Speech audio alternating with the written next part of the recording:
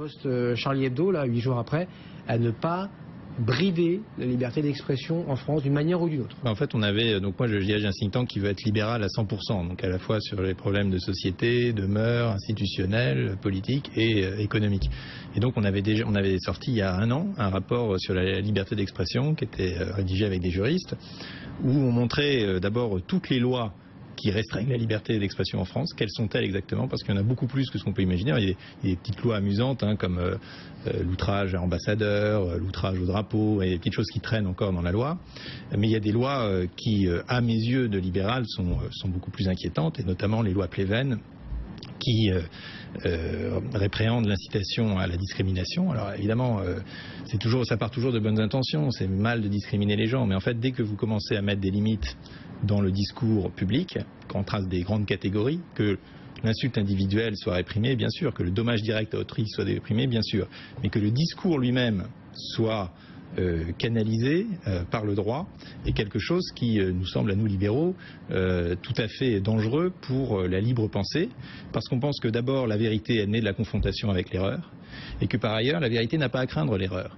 Et si j'exprime de manière un peu brute, je dirais que l'interdiction du discours raciste en France fait que le discours antiraciste a complètement perdu sa substance. C'est devenu ce que John Stuart Mill, philosophe de la liberté d'expression, appelait un dogme mort, parce qu'on n'entend pas l'opposé, on n'entend pas, et on a peur finalement de l'argumentation. On ne devrait pas avoir peur de l'argumentation, on devrait laisser les gens s'exprimer, comme aux États-Unis. Vous préférez clairement le modèle américain où on laisse faire tout. Mais le modèle américain, c'était notre modèle. C'était quand même notre modèle. C'est le modèle de 1789. Oui, puis on a rajouté des. Et d'ailleurs, le premier amendement de la Constitution américaine avait été fait exactement dans les mêmes années. En fait, très clairement l'affaire de Dieudonné, là, puisqu'on est en plein dedans, qui dit je me sens dans un tweet là, je me sens Charlie Coulibaly. Là, pour vous, on laisse faire quoi. Alors là, c'est un peu différent de Dieudonné, parce que Dieudonné, c'est Al Capone. C'est-à-dire que Al Capone, on savait que c'était un criminel, on l'a fait tomber sur la fiscalité. Parce qu'on a fait tomber Al Capone parce qu'il ne payait pas ses impôts. Dieudonné, je crois que c'est à peu près pareil. Dieudonné, je pense que c'est un vrai ennemi public, c'est quelqu'un qui a des réseaux, c'est quelqu'un qui veut faire du mal. Et on le fait tomber sur ce qu'on peut.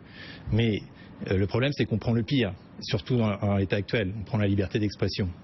Et on va aboutir à cette situation paradoxale où 4 millions de personnes défilant pour la liberté d'expression va conduire, comme l'a d'ailleurs annoncé déjà Valls, c'est le ministre de l'Intérieur sur les réseaux sociaux, à une restriction de la liberté d'expression. Parce que là, c'est Dieudonné, donc très bien, mais il y a des propos comme ça, un peu ambigu ou très ambigu sur Facebook et Twitter. Il y a de l'ambigu, il y a du racisme, il y a aussi 50 000 des entre guillemets cyber-djihadistes, mais il faut laisser des ennemis de la liberté qui utilisent ces moyens modernes. Quand c'est l'atteinte, quand c'est la provocation à la violence ou à l'attentat, là on est dans une situation différente qui est directement nuisible à autrui. Donc vous placez comme des limites, quoi. Vous-même. Oui, les limites, c'est comme dans le code, mais les limites, c'est l'atteinte libertaire, vous voyez aussi quelques limites. Les limites, c'est l'atteinte à l'individu, donc l'insulte, la diffamation, l'atteinte à la vie privée, l'appel à la violence. Voilà, c'est ça les limites. Je pense que le reste, qui est de l'ordre, encore une fois, du discours théorique, devrait être entièrement légalisé. On n'en prend pas le chemin, puisqu'il y a eu les lois Pleven, il y a aussi eu les lois Guesso, il y a toutes les lois mémorielles, etc. Et ça donne aux gens aussi la possibilité de catharsis. Parce que, on ne peut pas réfuter ce qui n'est pas dit. Donc, on est bien sur les plateaux à tous dire la même chose, mais on n'entend jamais la voix adverse, parce que justement, elle n'a pas le droit de s'exprimer. Mais les gens n'en pensent pas moins, et tout ça bout. Et donc, je trouve ça beaucoup plus sain qu'on puisse opposer les arguments et qu'on fasse un peu confiance à la raison humaine. Je rejoins, parce que c'est vrai que sur Twitter, il n'y a pas un soir où on ne dit pas, l'interdit à n'importe quoi, c'est ça qu'il fallait dire, c'est un tel qu'il fallait inviter. Enfin, on sent que... Moi, je me fais souvent insulter sur Twitter et autres. C'est jamais agréable. Mais justement, je pense qu'on a tous envie des fois de dire « Ah, ça devrait pas être permis de dire ça, ça devrait être interdit. » Et justement, l'État doit être là pour nous dire « Non, ça te dérange, ça te choque, mais ça doit être permis. » Et aujourd'hui, on arrive à cette situation, dans le cas précis qui nous occupe, de Dieudonné, de Charlie Hebdo, etc., vraiment paradoxal. On dit aux gens « Vous pouvez...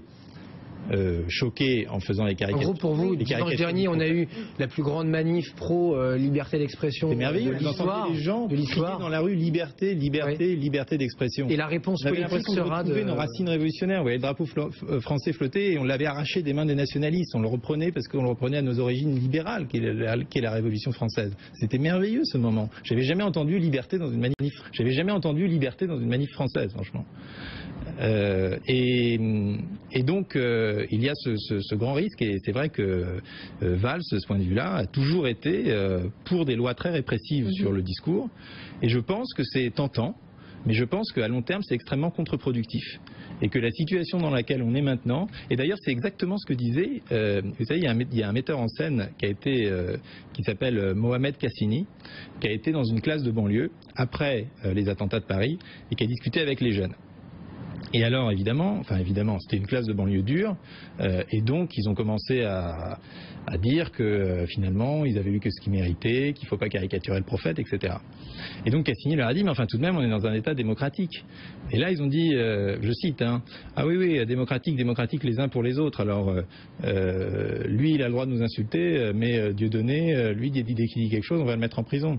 Et vous vous rappelez, très malheureuse de l'interdiction de son spectacle, où le Conseil d'État a été inventé le fait qu'on allait mettre dans l'ordre public la dignité humaine, et c'est sur cette base-là qu'on a interdit son spectacle. C'est du délire. Vous imaginez si les juges commencent à estimer ce qui est de la dignité humaine ou pas, le nombre de spectacles qu'on pourra interdire. Donc, vous voyez, vous prenez toujours des cas d'espèce qui sont choquants, mais en fait, les lois qu'on en tire et les jurisprudences qu'on fait sont extrêmement dangereuses.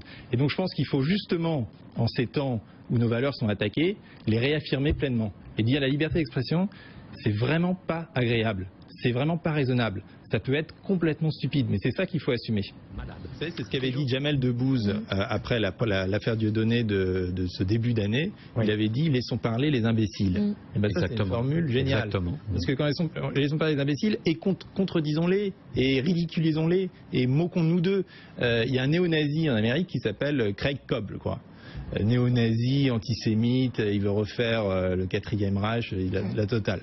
Et on l'invite sur les plateaux, on se fout de sa gueule, et quand il appelle à des rassemblements, il y a 4 personnes. Alors, c'est un peu caricatural, mais je veux dire, c'est exactement ce qu'il faut faire. C'est efficace de faire parler les imbéciles, parce que les gens se disent, ah ouais, c'est vraiment ça qu'il dit Dieudonné, ouais, non, franchement, non. Bon, bah voilà, ce petit couplet, c'est intéressant sur la liberté d'expression, et merci à tous les trois.